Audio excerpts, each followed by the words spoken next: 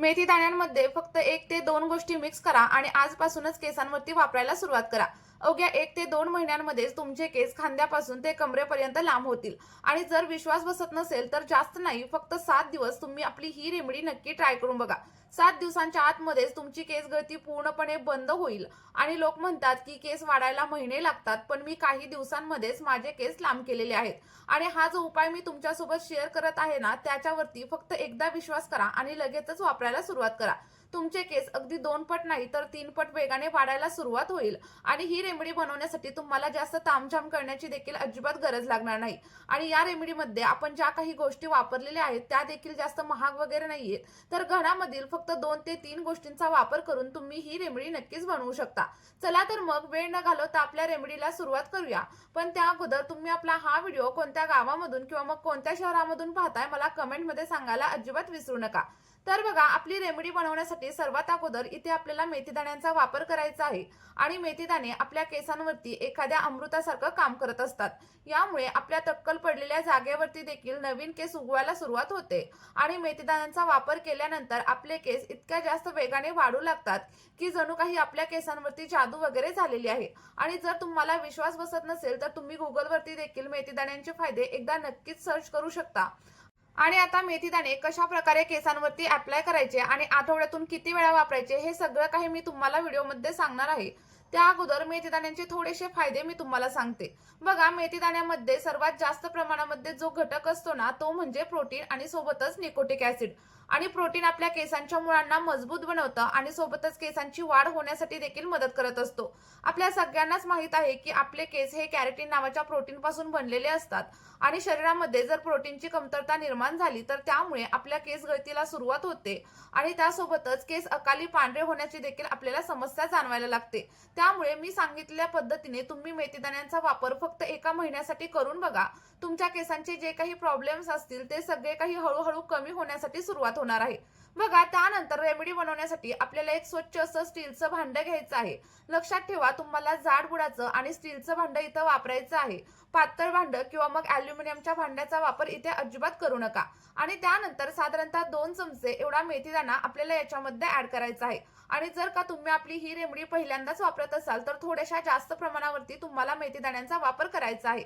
मेथीदाणा add केल्याच्या नंतर आपल्याला 1 ग्लास एवढं फिल्टर केलेलं पाणी देखील याच्यामध्ये ऍड करायचंय. लक्षात ठेवा, तुम्हाला बोरिंगच्या पाण्याचा किंवा मग खाऱ्या पाण्याचा वापर इथं अजिबात करायचा नाहीये. किंवा मग पिण्यासाठी तुम्ही जे पाणी वापरत असाल त्या पाण्याचा वापर केला तरी देखील चालेल. त्यानंतर बघा, आता सगळं काही मिश्रण आपल्याला गॅसवरती ठेवायचं आहे. आणि अगदी 5 ते 6 मिनिटांसाठी मीडियम फ्लेमवरती किंवा मग लो फ्लेमवरती व्यवस्थित असं बॉईल करून घ्यायचं आहे. तुम्हाला गॅसची फ्लेम जास्त हाय वगैरे अजिबात ठेवायची नाहीये. कारण जेव्हा आपण हाय फ्लेमवरती मिश्रण उकळून घेतो तेव्हा त्यामधील पोषक घटक पूर्णपणे पाण्यामध्ये उतरले जात नाहीत. आणि मग आपल्या केसांवरती आपल्याला हवा तसा इफेक्ट देखील अजिबात मिळत नाही. त्यामुळे सेम मी सांगितलेल्या पद्धतीनेच तुम्हाला ही रेमेडी बनवायची आहे. आणि त्यानंतर तुमच्या केसांवरती अप्लाय करायला सुरुवात करायची आहे. आणि बघा, मी सांगितलेल्या पद्धतीने जर तुम्ही रेमेडी वापरली तर तुम्हाला 100% तुमच्या केसांवरती इफेक्ट देखील दिसणार आहेत. आणि बघा, आता आपलं जे काही मेथीदाण्यांचं पाणी आहे ते इथं उकळायला देखील सुरुवात झालेली आहे. तोपर्यंत आपण आपला दुसरा घटक कोणता आहे ते पाहूया. बघा, आपल्याला लाल सालीचा कांदा इथं घ्यायचा आहे. आणि कांद्यामध्ये सगळ्यात जास्त प्रमाणावरती सल्फर असतं. आणि सल्फर आपल्या केसांची वाढ करण्यासाठी खूप जास्त प्रमाणात आपल्याला हेल्प करत असतं. सोबतच कांद्याच्या रसामुळे केस गळती देखील पूर्णपणे बंद होते. म्हणजेच काय, तर कांदा आपल्या केसांच्या प्रत्येक समस्येवरती काम करत असतो. त्यामुळे तुम्हाला लाल कलरच्या कांद्याचा वापर इथे करायचा आहे. आणि बघा, कांद्यामध्ये कॅरोटीन प्रोटीन देखील असतं, ज्यामुळे आपल्या केसांची मुळं मजबूत होतात आणि सोबतच केस गळती देखील पूर्णपणे थांबण्यासाठी मदत होत असते.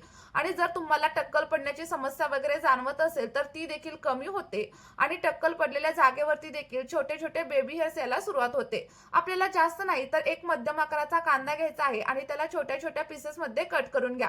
आणि आता जो काही कांदा आपण कट केलाय तो सगळा काही कांदा आपल्याला मेथीदाण्यांच्या पाण्यामध्ये ऍड करायचा आहे.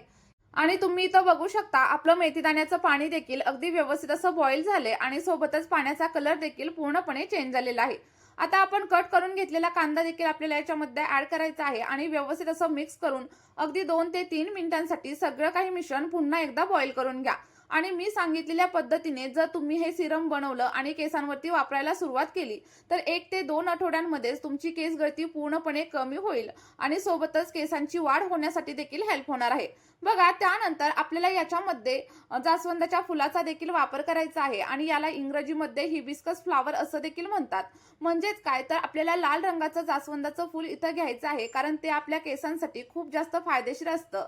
आणि बघा, यामध्ये अॅमिनो ऍसिड्स आणि सोबतच व्हिटॅमिन सी देखील असतं, ज्यामुळे आपल्या स्कॅल्पमधील ब्लड सर्क्युलेशन सुधारण्यासाठी मदत होते. आणि त्यानंतर आपलं सगळं काही पाणी व्यवस्थित असं मिक्स करून घ्यायचं आहे. आणि मिक्स झाल्याच्या नंतर सगळ्यात शेवटी आपल्याला या रेमेडीमध्ये लवंगांचा देखील वापर करायचा आहे, कारण लवंगा देखील आपल्या केसांसाठी खूप जास्त फायदेशीर असतात. यामुळे आपल्या स्कॅल्पमधील ब्लड सर्क्युलेशन सुधारण्यासाठी मदत होते आणि त्यामुळे केसांची वाढ देखील वेगाने होत असते. आणि बघा, लवंगांमध्ये युजनल नावाचा एक कंपाऊंड असतो, जो आपल्या केसांच्या मुळांमध्ये जातो आणि त्यामुळे केसांमधील ब्लड सर्क्युलेशन सुधारण्यासाठी मदत होत असते आणि सोबतच आपल्या केसांची वाढ देखील चांगली होत असते. आणि बघा, जर तुमचे हेअर फॉलिकल्स कमकुवत झाले असतील तर लवंगाच्या वापरामुळे ते देखील स्ट्रॉंग होण्यासाठी तुम्हाला मदत होत असते. आणि सर्वात खास गोष्ट म्हणजे, जर तुमचं स्कॅल्प ऑइली असेल किंवा मग तुमच्या स्कॅल्पमध्ये घाण वगैरे साठलेली असेल ना, तर लवंगांच्या वापरामुळे हे अगदी डीपली जाऊन क्लीन होण्यासाठी देखील मदत होत असते. आता तुम्हाला प्रश्न पडला असेल की लवंगा ऍड केल्याच्या नंतर हे पाणी नक्की किती वेळ उकळायचं.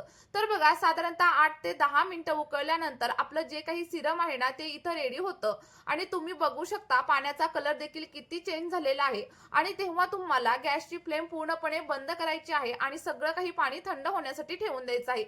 बघा, मी थोडंसं गरम असताना सिरम गाळून घेतलेलं आहे. तुम्ही गरम असताना देखील गाळू शकता किंवा मग पूर्णपणे थंड झाल्यानंतर देखील नक्कीच गाळू शकता. फक्त एक गोष्ट लक्षात ठेवायची, सिरम केसांवरती अप्लाय करताना पूर्णपणे थंड करायचं आणि त्यानंतरच केसांवरती अप्लाय करायचं. बघा, अप्लाय करण्याची पद्धत देखील व्हिडिओमध्ये मी पुढे तुमच्यासोबत शेअर करणार आहे.